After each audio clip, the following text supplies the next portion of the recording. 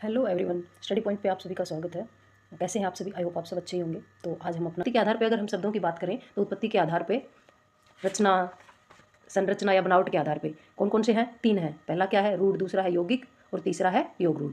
तो सबसे पहले हम बात करें रूढ़ शब्द की, क्योंकि रूढ़ शब्द कौन से होते हैं? रूढ़ शब्द सामान्य शब्द होते हैं ना, उनको हम क्या कहते हैं? रूढ़ शब्द कहते हैं। जैसे सामान्य आम बोलचाल की भाषा में सामान्य से शब्द लगा लो, जैसे घर हो गया, मकान हो गया, खिड़की हो गया, दरवाज़ा हो गया, है घोड़ा, नीला, पीला, ये सब क्या है जो जिनमें कोई दूसरे शब्द जुड़े नहीं है, जो सिंगल शब्द हैं, उनको क्या कहेंगे हम? उनको कहेंगे हम रूढ़ शब्द। उसके बाद बात करते हैं हम कि यौगिक शब्द कौन से होते हैं। यौगिक इससे नाम से ही पता चल रहा है कि जहाँ योग हुआ हो, जहाँ जोड़ हुआ हो। जोड़ किनका? दो शब्दों का क्या हो? योग हो। जहाँ दो शब्दों का जो योग होगा वो क्या कहलाएंगे? यौगिक शब्द कहलाएंगे। अब दो शब्दों का योग जैसे क्या है? जैसे लगा लो आप, क्या है? पुस्तकालय। एक शब्द लिया हमने, पुस्तकालय।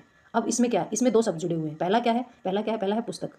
पहला शब्द है पुस्तक और दूसरा क्या है? आलय। तो पुस्तक का मतलब क्या होगा?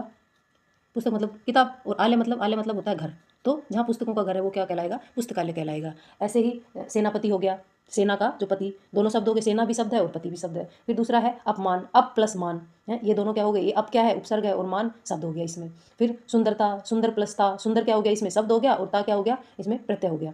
इसी तरह से ये शब्द दिए गए हैं। विद्यालय, विद्या प्लस आलय, जो विद्या के लिए घर है वो विद्यालय। तो वो कौन से हो गए? वो हो गए यौगिक शब्द। इसके बाद हम बात करते हैं कि योग रूढ़ शब्द। योग रूढ़ कौन से शब्द होते हैं? योग रूढ़ वो शब्द होते हैं जो दो या दो से अधिक शब्दों के मेल से बने हुए हैं लेकिन किसी तीसरे अर्थ को प्रकट कर रहे हैं। इसमें हम बहुव्रीहि समास में भी ये आता है, इसी से बनता है बहुव्रीहि समास भी, तो जो किसी तीसरे अर्थ को प्रकट करता है। जैसे हमने क्या लिया? एक शब्द लिया हमने नीलकंठ। क्या लिया? नीलकंठ।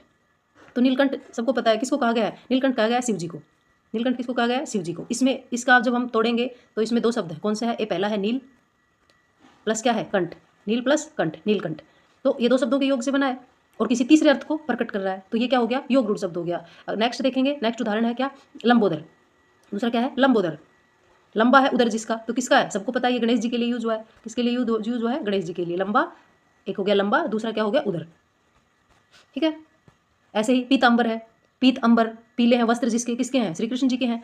तो इसी तरह से ये क्या है? योग रूढ़ शब्द। तो आपको इतना समझ में आ गया कि रूढ़ शब्द क्या है? जो सिंगल शब्द होते हैं, जैसे घर, मकान, हवा, घोड़ा, खिड़की, वायु, ये सब क्या है? ये रूढ़ शब्द है। फिर उसके बाद यौगिक, जो दो शब्दों के मेल से बना है, जैसे विद्यालय, पुस्तकालय, सुंदरता, ये सब क्या है? ये है यौगिक शब्द। फिर है योग रूढ़। योग रूढ़ जो किसी तीसरे अर्थ को प्रकट करते हैं वो योग रूढ़ शब्द कहलाते हैं। तो